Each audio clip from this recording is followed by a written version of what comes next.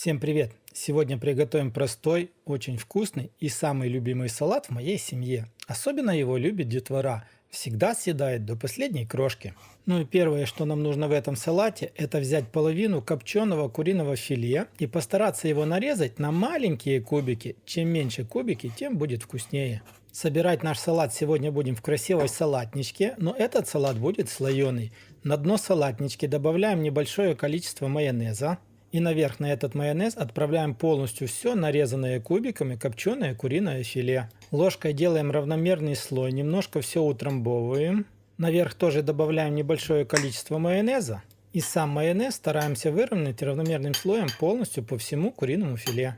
На следующий слой нам понадобится заранее отваренная одна картошка. Ее нужно будет натереть на крупной терке. Слой из картошки выравниваем либо ложкой, либо вилкой, кому чем удобнее. Картошку нужно будет посолить и поперчить, ну а соль и перец нужно будет добавить по своему вкусу. Наверх на картошку нужно будет добавить майонез и ложкой хорошо его разровнять. Этот слой из картошки нужно будет немножко утрамбовать. На следующий слой нам понадобятся консервированные ананасы, и их нужно будет постараться нарезать на маленькие кубики. Кубики старайтесь сделать точно такими же, как вы делали кубики из куриного филе.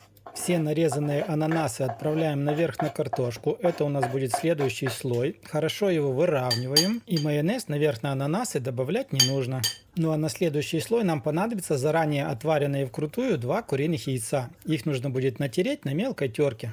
Ну и после того, как вы выровняете слой из яиц, его нужно будет посолить и поперчить. Соль и перец добавляйте по своему вкусу. Наверх на яйца нужно добавить майонез. И ложкой хорошо майонез выравниваем и яйца как будто бы немножко утрамбовываем. Смотрите, кому-то может показаться, что яйца можно заранее смешать с майонезом в отдельной тарелке.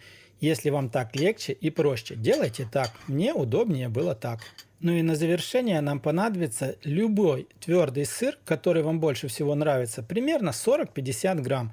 Его нужно будет натереть на верхушку на мелкой терке.